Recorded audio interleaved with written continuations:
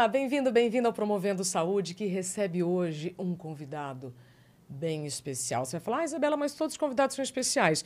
Todos os convidados são escolhidos a dedo para estar aqui. Mas hoje eu tenho o privilégio de te apresentar Fernando Gabas. Fernando Gabas é empresário apaixonado pela vida, educação e sustentabilidade e que faz um trabalho fantástico de educação socioemocional. Gabas, obrigada por estar aqui. Eu que agradeço, Isa, muito obrigado. Que bom que conseguimos cruzar as agendas, não é? Exato, não foi muito fácil, mas acabou dando certo, ainda bem. Isso é o mais importante. Você prefere que eu te chame de Gabas ou Fernando? Como você quiser, tá no mesmo. É? Quer chamar de Fernando, para ficar uma coisa mais... Fernando. Tá ótimo, melhor. Ô, Fernando, me diga uma coisa. Você hoje tem uma responsabilidade com a sua mensagem, com o seu trabalho, bem importante para o futuro das gerações. Mas antes da gente falar do futuro, eu queria entender o que aconteceu contigo no passado. Como nasceu o Fernando que medita, né? Um Fernando que promove essas experiências para outras pessoas, outros executivos descobrirem o que você descobriu. Tá, ótimo.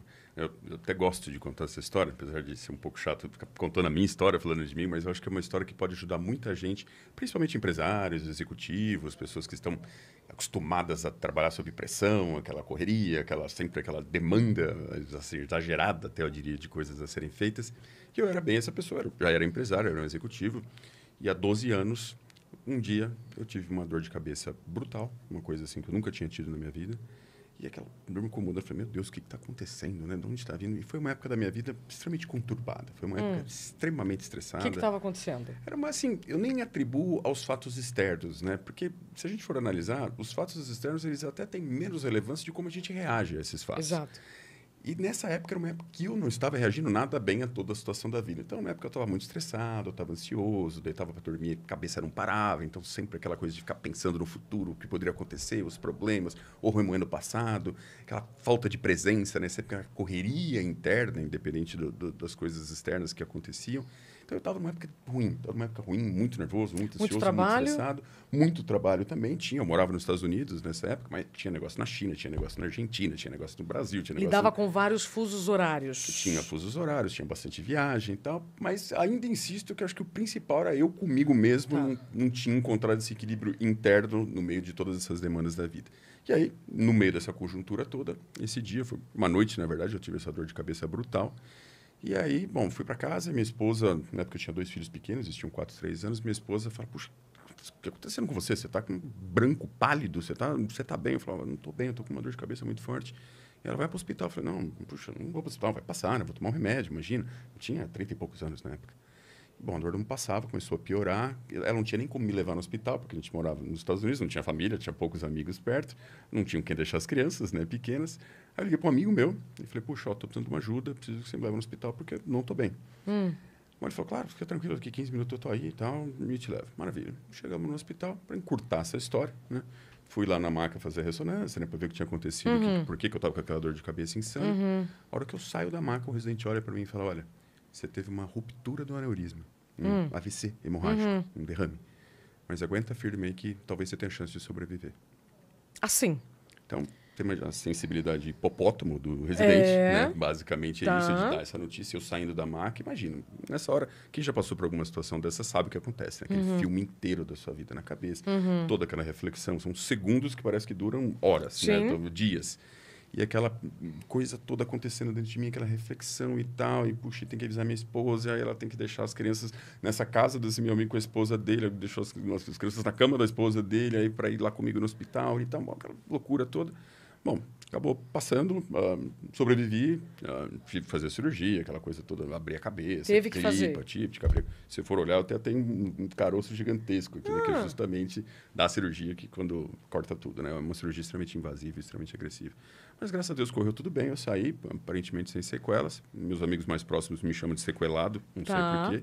Mas espera lá, antes dessa baita dor de cabeça que te fez ir para o hospital, passar por essa cirurgia, você já tinha sentido outras dores de cabeça? Não. Nenhum, não, nada, eu zero? tinha tido crises de pânico, algumas, isso eu tinha tido. Então, assim, essa parte emocional estava desequilibrada. Ansiedade muito grande, isso eu sentia. Mas nesse ponto, não. Ok. Não. Era mais sensações, mais do lado emocional mesmo que impactava no físico. Tá. Mas a gente sabe que o emocional impacta diretamente no físico, né? Não tem como você separar corpo e mente, é uma coisa só. Então, e depois obviamente, da eu recuperação, o que aconteceu? Bom, quando eu recupero, claro que foi um período longo e tenso, né? Porque você fica com toda aquela preocupação. Mas eu lembro que tinha uma pergunta que me assolava, Isa. E assim, de minutos em minutos eu vinha essa pergunta vinha, que era, poxa, você teve uma segunda chance, né?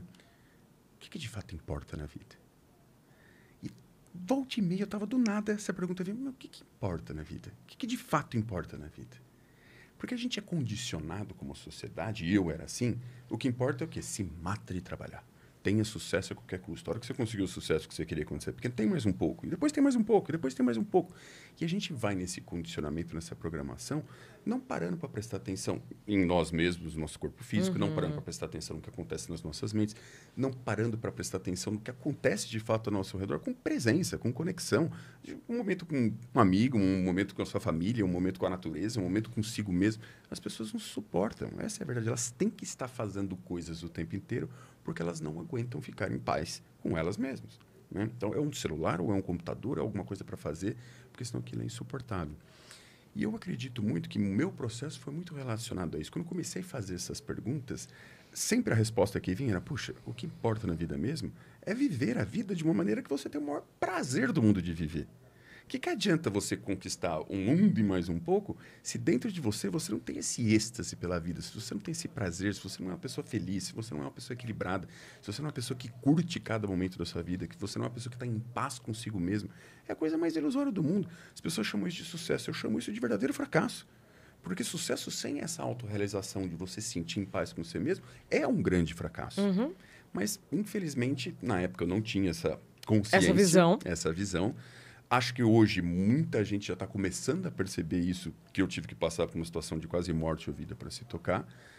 Mas ainda acho que muita gente ainda não se tocou. Ainda existe esse condicionamento tão grande da sociedade, né, que sucesso a qualquer custo e só isso que importa, dissociando a sua vida como um todo de um aspecto que, claro que trabalho é um aspecto importante da vida, ninguém nunca vai negar isso. Mas será que o trabalho é o todo da sua vida e o resto é tão pequeno? Ou será o contrário, que a sua vida é algo muito maior e o seu trabalho tem que estar encaixado dentro disso? Ô, Fernando, você sabe que quando eu estou em dias assim muito intensos ou até insanos, eu penso, e se acontecesse alguma coisa comigo agora e eu tivesse que cancelar toda a minha agenda? Esses compromissos, eles continuariam? Como é que as pessoas reagiriam diante desses compromissos? Eles colocariam outras pessoas no lugar, ia cancelar, ou seja, quando eu me coloco já, é como assim, de volta para o futuro, né? Quando eu já me coloco numa situação, falo assim, mas e se acontecesse algum imprevisto agora que eu não pudesse, de fato, chegar nesse lugar? Opa, por que eu vou me estressar? Né? Claro, gente, que eu estou dizendo, né? É sobre gerenciamento do estresse, é um treino. E aí você tem ferramentas. E você descobriu uma ferramenta muito interessante, né? Para lidar, então, depois dessa segunda chance, com as situações estressantes. Qual foi? Exato. Aí, quando aconteceu tudo isso, qual foi a minha decisão? Eu falei, puxa, realmente, o que importa é viver a vida de uma maneira que você olha e fala, cada segundo valeu a pena. Que, ó, acordar de manhã em êxtase, porque é mais um dia que você vai viver. E dormir e falar, puxa, que delícia que foi esse dia. Eu vou dormir, vou descansar, porque eu sei que amanhã tem mais um dia maravilhoso. Essa foi a minha decisão, né? E aí eu falei, ótimo, só que preciso aprender a ser assim. Pronto. Porque, de verdade, eu não sei, acho que todo mundo gostaria. Se você perguntar para qualquer pessoa na rua, você gostaria de ser feliz e ter um êxtase pela vida?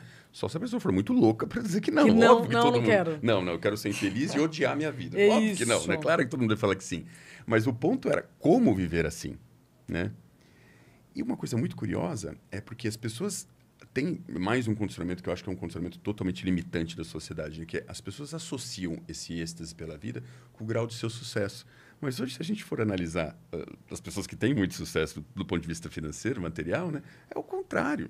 O que a gente conhece de bilionários depressivos, tomando 1, 2, 3 antidepressivos, com problemas de ansiedade crônica, que não consegue dormir, precisa tomar remédio para dormir. Assim, não tem nenhuma correlação o grau de sucesso financeiro que você tem com o teu bem-estar pela vida. Até tem. Repete. Não existe nenhuma correlação o teu grau de sucesso financeiro com o teu bem-estar pela vida. Não é uma correlação que as pessoas acham que existem. Mas se você for ver todas as pesquisas, o que de fato traz felicidade são conexões verdadeiras, bons relacionamentos, presença. É um outro aspecto da vida e não esse aspecto que as pessoas associam. Na verdade, para ser correto com as estatísticas dizem o seguinte: até um certo nível, Sim. existe um certo impacto no teu bem-estar de viver com relação ao teu sucesso ou não financeiro. Mas esse nível, nós estamos falando, se essa pesquisa foi feita nos Estados Unidos, né? Era tipo, traduzir isso para o Brasil, nós estamos falando de ganhar 3, 4 mil reais por mês. É muito pouco, entendeu? Eu sei de qual estudo você está falando, inclusive mostra o seguinte, quando você não tem o suficiente para pagar as contas básicas, isso te causa estresse. Mas depois que você, né, paga o que você precisa para sobreviver... Dignidade mesmo, não é nada de luxo. Chega um determinado ponto que o dinheiro aumenta, mas a felicidade não aumenta. Nada, não tem nenhuma correlação. Você sabe que tem um documentário que eu amo, chamado Happy. Foram feitas várias pesquisas e ali mostra, né, o gráfico assim de países ricos lá em cima e bem-estar lá embaixo. O gráfico de bem-estar não acompanha o da riqueza. De jeito nenhum. Mas, Gabas, mas e aí o que você aprendeu? Bom, e aí eu fui estudar. Né? Falei, bom, então eu vou estudar, porque eu preciso aprender. Aí eu entrei numa onda de fazer cursos. Eu brinco até, porque isso foi 2012, 13, 14, né? Eu brinco que eu devia estudar, sem exagero. Tirei totalmente meu trabalho, praticamente parei. Eu continuava tendo alguns negócios, mas muito pouco. Tirei anos sabáticos para estudar. Foi uma coisa radical da minha parte para fazer isso, mas eu queria, de qualquer jeito, ter essa transformação. E eu fui estudar e comecei a estudar. Então, qualquer curso que eu via sobre mindfulness, equilíbrio emocional, autoconhecimento, consciência, meditação, qualquer um desses temas que me ensinasse a lidar comigo mesmo, entender quem que eu sou, né? Puxa, já sei que eu quero ter essa vida maravilhosa, todo mundo quer, mas nessa época eu já tinha me tocado que eu não dependia de fatores externos. Nessa época eu já tinha me tocado que a solução para isso estava dentro de mim. Que parece uma coisa muito simples, mas as pessoas dizem isso da boca para fora, mas elas não, de fato, elas não vivem isso que eu estou dizendo. Repete. As pessoas, por mais que elas falam da boca para fora, que não, a vida realmente se passa dentro de mim, o importante é o bem também comigo mesmo, e as coisas que acontecem fora não são tão relevantes, mas a verdade é que elas dizem isso muito mais da boca para fora do que, de fato, é uma experiência real. E, para mim, quando eu comecei esses estudos todos, essas experiências que eu acabei tendo nesses inúmeros cursos que eu fiz, a minha primeira conclusão foi, puxa, a vida é um iceberg. 95% acontece dentro de nós. Existem os gatilhos externos? Claro que existe. Mas esses gatilhos, independente de quais forem, se você está equilibrado muito dentro de você, você tem muito mais resiliência e muito mais capacidade de lidar com isso sem que isso seja motivo de sofrimento. Você vai encontrar adversidades na vida. Desafios, adversidades, todo mundo vai enfrentar isso o tempo inteiro. A vida é feita de adversidades e desafios e isso que faz a gente crescer. Agora, adversidades e desafios não necessariamente são sinônimo de sofrimento. Porque sofrimento é algo interno que acontece dentro de você. As adversidades, os desafios, os problemas são algo externo que muitas vezes a gente não tem controle. Então, não precisa ter essa correlação. Quando a gente começa a entender que dentro de nós acontece 95% do que existe na vida, você começa a valorizar um pouco aquela famosa perguntinha que a gente procura não fazer nunca, né? Mas quem que eu sou? O que é minha mente? O que é essa tal de consciência? O que são essas emoções? O que são meus pensamentos? De onde eles vêm? Por que eles surgem? Por que, por vezes, eles me aterrorizam ou me atormentam? Essas perguntas que deveriam ser ensinadas na escola, desde os primeiros anos de idade das crianças, para elas conseguirem lidar muito melhor com elas mesmas e, portanto, com a vida, ainda não são ensinadas de uma maneira sistemática. Está começando já, mas não é uma maneira sistemática. E eu fui ao encontro dessas respostas, dessas perguntas. E encontrei. E quando encontrei, eu falei, meu Deus, por que eu não soube disso antes? O que você encontrou? Me conta. Eu encontrei... Não é uma coisa tão trivial assim de gente cruzar, mas eu posso dizer assim, de uma maneira simplificada, que o que eu encontrei foi uma fonte de estabilidade e equilíbrio interna que, independente das circunstâncias e dos fatos, aquilo poderia se manter sempre presente. Então, é como se fala, puxa, é como se você encontrasse um tesouro que você fala, com esse tesouro eu estou sempre bem, eu estou sempre protegido. Os fatos vão acontecer, as adversidades vão acontecer, mas dentro de mim eu sei que existe esse equilíbrio, tem uma palavra isso que os meditadores conhecem, a gente usa, que chama equanimidade. Então, essa equanimidade que é quase como que você pairar acima dos fatos. Como eu consigo isso? E você pairar acima da sua mente, inclusive. Então, teus próprios conteúdos da mente, os seus pensamentos, suas emoções, que uma pessoa que não se tocou disso ainda se envolve e sofre, né? Você começa a ter um pensamento que, sei lá, que amanhã você vai perder o emprego, ou que você vai ficar doente, ou que alguém querido vai faltar. As pessoas se envolvem com esses pensamentos e sofrem. Sofrem. E é só um pensamento, né? 99% dos casos não vai acontecer nada disso. Mas as pessoas sofrem. Quando você atinge esse equilíbrio interno, que não é nada, nenhum bicho de 7 cabeças, é altamente natural para o ser humano, né? Você não se envolve mais com esses pensamentos, você não acredita mais nos pensamentos. Então, por mais que às vezes surja um pensamento tipo, nossa, acho que eu vou ficar doente, eu vou morrer. Você olha e fala, é só um pensamento, não precisa pensar nisso, né? Tipo, será que é verdade? Óbvio que não. Então, tá bom, beleza. Eles, do mesmo jeito que eles vêm, eles passam. Você começa a perceber a impermanência de tudo, inclusive da vida. Aí você não se apega mais nas coisas. Quando você não se apega, você não sofre, né? Pronto. E esse tesouro, então, que você descobriu, chama... Então, o nome que se dá é equanimidade. Sim, e eu conquisto agora, como essa equanimidade? Você só conquista isso se você começar um processo de treinar a sua própria mente, treinar quem é você, observar quem é você. E aí isso se dá o seu nome de meditação. Né? Do mesmo jeito que você treinar o teu corpo físico para você ficar forte, você precisa ir numa academia e treinar o físico.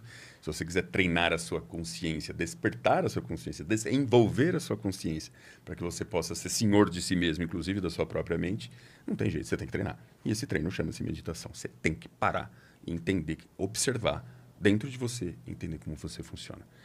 Não é algo que as pessoas gostam, porque aparentemente é um exercício chato, mas eu posso dizer para vocês uma coisa. Quando você, de fato, aprende... E existem técnicas e técnicas para isso. Não é só aquela coisa chata de parar e ficar ali... Eu não suportaria isso. Quando você aprende e descobre o potencial que isso pode trazer na sua vida, você vai fazer disso uma prática diária. Porque é algo assim que transforma totalmente a tua existência. Estou meditando. Boa.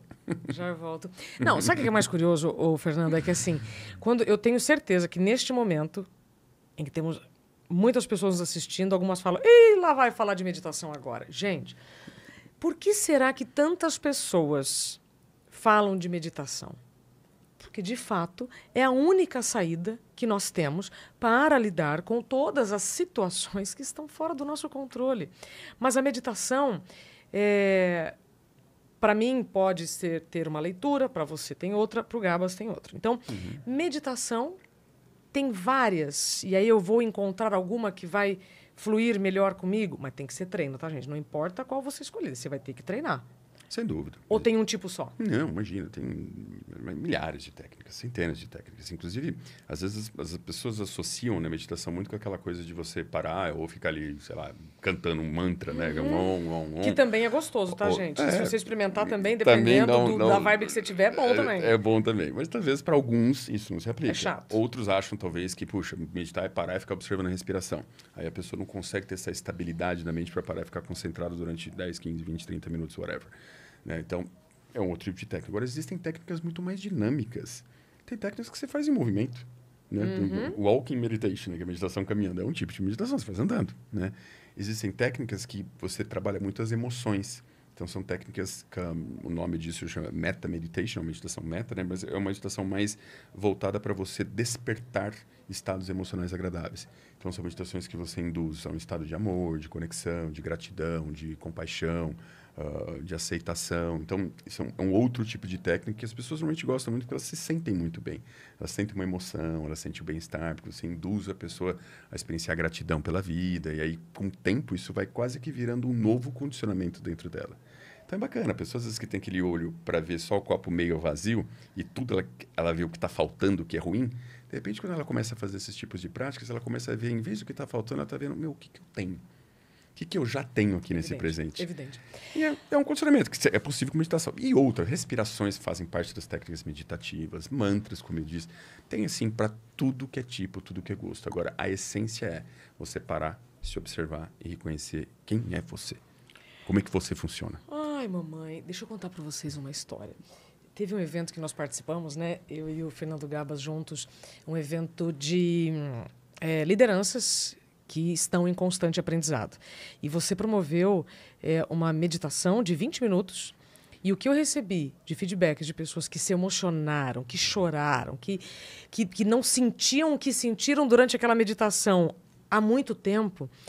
E foi curioso, porque eram pessoas de diversas idades, contextos, sabe? Foi muito bonito ver o que você provocou nelas. Então, tudo o que o Fernando está falando, eu vivenciei e posso dizer que, sim, essa é a única saída para a gente poder lidar com todos os desafios que vão continuar. Só que essa parada, né, como você diz, essa pausa, ela é incômoda. Porque a gente está num mundo que só nos valoriza se estivermos em movimento ou fazendo coisas. Tá? Então, para quem está nos acompanhando, pegando aqui já para a gente ir concluindo as nossas ideias. Como eu começo? Então, eu diria o seguinte, que para começar, você precisa começar. Né? Muito bem, vamos repetir? Para começar, temos que começar, não é? Não é coisa óbvia. Não, mas é verdade. Sim. Começa. Um minuto. O que seja. O que seja, 1 minuto, 2 minutos, 3 minutos. Começa. Deixa eu contar uma outra história que você vai gostar. Num outro programa aqui da casa, né? Eu estava entrevistando a Monja Coen. E aí a gente ajeitou, tá todo mundo pronto. E aí já tinha falado, já tinha feito piada, mas faltavam 4 minutos para começar ao vivo. Tá. Aí eu, né, bem provocadora, falei, vamos fazer o seguinte, vamos meditar 1 minutinho só antes da gente começar? Tem gente, não vou dizer quem, tá? Que tá aqui na sala dessa gravação, que não fez, mas ok. O que eu quero dizer com isso? Mesmo que seja brincando, experimenta. Eu fiz 1 minuto antes de começar. E foi uma delícia. Sim. Nossa, mas você não tem vergonha de fechar o olho com tantas pessoas te olhando? Olha, eu tenho mais vergonha de passar mal, de estresse, como eu já passei. Sim. Né? Então, o parar para respirar é muito mais eficiente do que você pode imaginar. Só queria contar essa história, desculpa te interromper, mas que ela é real. Não, 1 minuto antes. E super propícia. Então, meditação, muitas vezes as pessoas acham que tem que ter uma prática formal, que ela fica lá 20 minutos e tal. Na verdade, não precisa. Porque muito do objetivo da meditação é o quê? Você entrar em contato com você mesmo. Você parar e conseguir se observar. Para você conseguir fazer isso, a única maneira que você consegue fazer isso é se você trouxer presença. A presença, ela é a chave, é a porta que abre. E a presença não é assim, não. Eu cada dia cuida por si só. Não estou falando do dia, estou falando agora. Agora é agora, não é 1 segundo atrás e 1 segundo na frente. Agora. É agora. Né? Quanto mais a pessoa consegue cultivar essa presença, essa parada, essa pausa que você comentou de parar e estar presente agora, mais ela começa a poder observar o que está acontecendo dentro dela. Porque como as pessoas elas vivem nessa correria muito grande, então a mente está numa aceleração tal que a pessoa não consegue parar. Isso não é o caso aqui, mas a gente podia até falar de neurociência por trás disso, como os modos cerebrais, os sistemas mentais. Nem precisa. Acho que não é o caso aqui, mas assim, a própria tendência de você viciar em pequenas liberações de dopamina, que você acaba viciando, criando um mecanismo de vício, de hábito. Então, tudo isso neurocientificamente é totalmente explicado. Mas o ponto principal aqui é o seguinte, se você conseguir, por vários momentos ao dia, parar, fecha o olho, respira profundamente, seja 3 vezes. Procure ficar presente à respiração, sentindo o ar entrando, descendo pela traqueia, preenchendo os pulmões, preenchendo o abdômen, depois o ar saindo um pouco mais morno.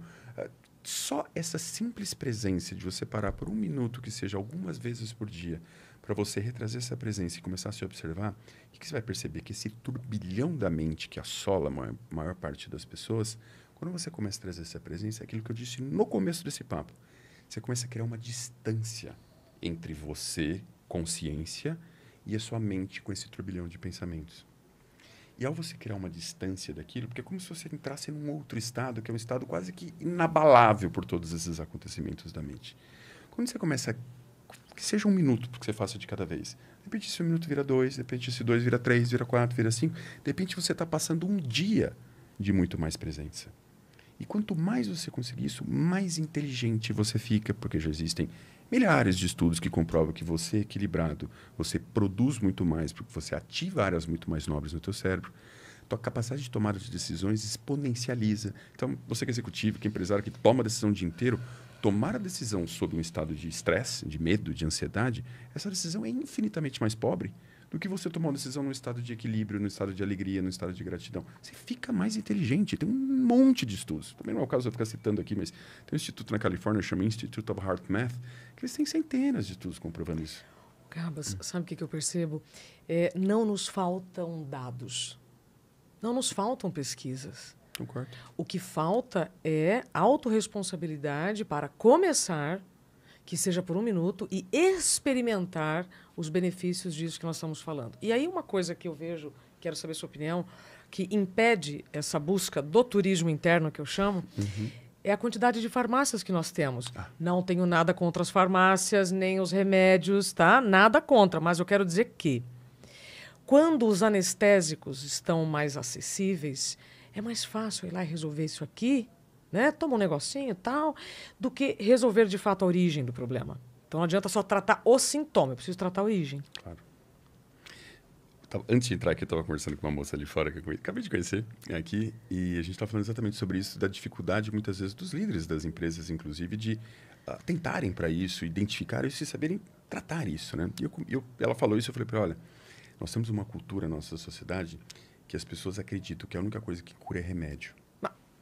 Isso é uma falácia das maiores, porque o remédio não cura, o que cura é você. Que é o seu corpo que cura. A maior parte dos remédios, inclusive, eles nem tratam o sintoma em si, a causa. O que eles tratam é a percepção que o teu cérebro tem daquilo. Então, você está com dor. Você toma um remédio para dor, não é que você acabou com a dor. É que o teu cérebro foi cortado os sinais, ele não percebe que existe essa dor, mas a causa está ali. Né? Você está machucado por dentro. Você só não acha que está, você só não tem essa percepção, porque você enganou o cérebro com o remédio. Então, essa cultura é uma cultura muito errônea, né? É uma cultura que dificulta muito, porque as pessoas acham que não está na mão delas. Elas se desempoderam achando é o remédio que vai me curar. É quando lançaram o remédio XYZ, ou a vacina tal, ou isso tal. Então, o que acaba acontecendo é que quando a pessoa começa a perceber que dentro dela tem a solução para todos os problemas, de novo, não sou contra nenhum remédio, pelo amor de Deus, nem nada disso. Isso. Eu acho que eles são extremamente úteis, importantes, ajudam milhões, bilhões de pessoas, salvam vidas. Não é, mas eu estou querendo dar um poder a mais para você que está ouvindo, para você considerar que dentro de você existe a possibilidade de você resolver todas as coisas. E principalmente quando se refere a questões emocionais. Porque do mesmo jeito que quando o teu corpo tem uma dor, né, você está com alguma dor, algo está errado no teu corpo, você precisa investigar. Quando você tem alguma dor emocional, excesso de ansiedade, excesso de estresse, excesso de tristeza, ou excesso de preocupação, raiva, qualquer coisa desse tipo, que faz mal, você se sente mal com esses estados emocionais, é sinal que algo está errado com a sua mente. É a mesma maneira. Você tem uma dor física, algo está errado com o seu corpo. Você tem uma dor emocional, algo está errado com a sua mente. Se você não entender como ela funciona, ia ser muito difícil você se libertar disso de fato e curar de fato. E não é um bicho de 7 cabeças. Essa presença que a gente está falando, essa pausa, essa presença, esse contato com você mesmo, essa auto-observação que vai levar a essa autoconsciência, já te cria essa distância da mente, você começa a poder observar a sua mente, observar os seus pensamentos, e aí você entende como eles funcionam. Você vai entender que você não precisa acreditar nos pensamentos, que não tem nenhuma necessidade. Você vai entender a impermanência de todas as coisas. Tudo surge, existe por um tempo e desaparece. Não precisa ter apego a nada, não faz nenhum sentido.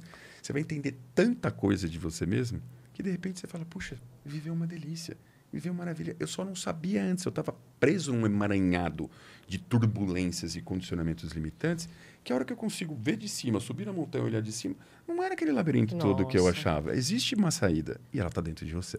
Gostei muito do superpoder que você chamou. Né? E é mesmo. Respiração ou meditação, né? Mas mas está todo mundo respirando, claro, senão a gente não estaria vivo, mas com que consciência você está respirando? É exatamente isso. Uma coisa é você respirar, outra coisa é você fazer uma respiração consciente e outra coisa é você ter consciência da respiração. Você precisa de consciência da respiração e desenvolver respirações conscientes. Só respirar, isso é um processo fisiológico automático que não está acontecendo nada. Meu pai. Fernando Gabas, para a gente encerrar, onde a turma te encontra, como que os líderes que estão nos acompanhando podem também aprender com você? Tá. Bom, eu tenho meu Instagram, que é gabas.fernando. Se quiserem me seguir lá, eu estou sempre compartilhando algumas coisas. Apesar da minha rotina de empresário, eu continuo tendo empresas. Eu tenho empresa no Canadá, eu tenho empresa nos Estados Unidos, eu tenho empresa na Europa, eu tenho empresa no Brasil. Eu continuo minha vida. Quantas empresas? Hoje eu tenho umas 5 empresas. Pouco mais. Se for bifurcar, dá umas 7, 8 empresas. Eu lidero algumas delas, tenho funções executivas em várias delas também, não só de investidor. Então, minha rotina é intensa, mas eu dedico todos os dias, pelo menos 1 hora da minha vida, para poder compartilhar esses conhecimentos, para poder estar passando essas experiências todas, porque eu sei o tanto que para mim isso foi importante. Então, eu faço questão de compartilhar. Então, quando você me chamou, eu falei, claro, o maior prazer, porque assim, eu sei tanto que mudou minha vida, e eu sei quanto que pode mudar a sua. E é uma coisa assim, aprender algo é sempre legal, mas compartilhar algo é muito mais legal. Maravilhoso. Então, isso dá um prazer sem fim. Então, as pessoas às vezes me agradecem, eu falo, eu que agradeço, você não sabe o prazer que você está me dando de poder compartilhar tudo isso. Agora, veja que ele me colocou numa situação desafiadora. Ele falou 1 hora do meu dia, ele demorou 1 hora e meia para chegar aqui no estúdio, meia hora de programa, então ele já tá... hoje. Pois é. Ô, Gabas, mas como é que um executivo que tem 7 empresas medita? Minha rotina acontece pela manhã, essa meditação formal. Eu acordo todos os dias da minha vida, sem exceção. Eu acordo, medito, malho e depois eu começo meu dia. Você prefere meditar de manhã? É o meu biotipo, eu prefiro meditar e malhar de manhã. É o meu estilo. Ou então, seja, e aí como é que eu vou saber o meu biotipo? Eu tenho que treinar. Treina. Agora, volto a dizer, mais importante até que essa prática formal, que eu faço porque eu gosto de fazer, tenho prazer de fazer, é no dia a dia, pega o relógio, põe um despertador de 30 em 30 minutos para você parar e respirar. Apita lá, pi, já sei. Tem que parar e respirar. Ou amarra, sabe aquelas cordinhas que a gente amarrava no dedo assim para lembrar? Olha que isso. Respirar. Para e respira. Que seja 1 minuto de cada vez a cada 30 minutos, mas procure encontrar essa presença dentro de você. Acalma sua mente, pausa, o mundo não vai acabar. Você precisa entrar em contato com, descobrir essa consciência que você é. E se você se sentir desconfortável em fazer isso diante das pessoas, vai no banheiro. Eu faço isso às vezes em algumas situações em que eu não realmente não tem nem onde eu sentar. Vou no banheiro, ao invés de ficar lá com o telefone. Você conhece alguém que fica com o telefone no banheiro? Fico sem o telefone. Juro pra você, sento e respiro. É muita diferença. Ô, Gabas, amei o nosso papo. Tenho certeza que muitas pessoas que estão nos acompanhando aprenderam contigo. Então, Gabas.Fernando, suas empresas. E tem uma que eu gostaria que você falasse assim rapidamente para a gente encerrar, porque já estou passando muito do seu tempo, que é da educação para as crianças. Sim. Um dos projetos que eu mais sou apaixonado de todos eles, eu tenho um negócio na área de saúde, na área de sustentabilidade, mas essa da área de educação é uma das coisas que eu mais sou apaixonado. Quando tudo isso aconteceu e eu descobri essa nova de viver a vida, a primeira coisa que veio na minha cabeça foi, puxa, preciso passar isso para os outros. Né? E precisa passar para as crianças, que é muito melhor. Então, a gente montou uma empresa isso lá em 2014, que é uma empresa totalmente voltada para levar essa educação socioemocional, que trabalha essas questões de autorregulação emocional, empatia, compaixão, respeito, senso de responsabilidade social, ensinando isso para as crianças na escola, na grade curricular, 1 hora por semana, mais as práticas diárias, para todas as crianças a partir dos 3 anos de idade até o final do ensino médio tenham acesso a tudo isso que a gente conversou aqui. E as transformações que a gente vê, são emocionantes. Você vê crianças, escolas, famílias sendo totalmente transformadas ao aprenderem sobre essas questões emocionais, saúde emocional, equilíbrio interno e tudo isso que a gente falou aqui. Como é que você falaria para minha filha de 2 anos, quando ela está querendo me arranhar, né, que agora ela está na fase de querer agarrar, né, o rostinho da mamãe? Como é que eu falo para ela? Às vezes eu falo, filha, vamos sentir, o ar entrando pelo nariz, saindo pela boca. É assim que eu vou começar? Você pode começar assim, é ótimo. Das coisas assim, com criança, as coisas que... Criança não, com todo mundo, mas as coisas que mais dão efeito são esses momentos de conexão e presença. Eu costumo dizer que às vezes a mãe às vezes se culpa, né, de não poder ficar muito tempo com os filhos. Fala, não é o tanto tempo que você fica, a qualidade do momento que você fica. Então, às vezes, uma criança, nesse ato, se nesse momento você estiver totalmente presente, totalmente conectada com ela, qualquer mãe vai saber melhor a conduta que fazer. Qualquer mãe, se você estiver nesse momento presente, conectada a ela, realmente desejando o melhor para aquela pessoa, você pode ter certeza que você vai acessar uma inteligência maior, que a tua conduta vai ser a mais sábia possível. Eu não sei qual vai ser. Pode ser, obviamente, vai ser ensinar, pode ser ensinar a criar presença, pode ser, sei lá, dar uma dura, pode ser um monte de coisa. Mas a presença e a conexão te dão a sabedoria necessária para você agir em qualquer momento. Obrigada, meu querido. Obrigado você. Encerro, portanto, este programa agora, Promovendo Saúde, e nós vamos meditar, tá? Até o próximo. Até a próxima. Agora pode fechar o olho. Ufa, que delícia.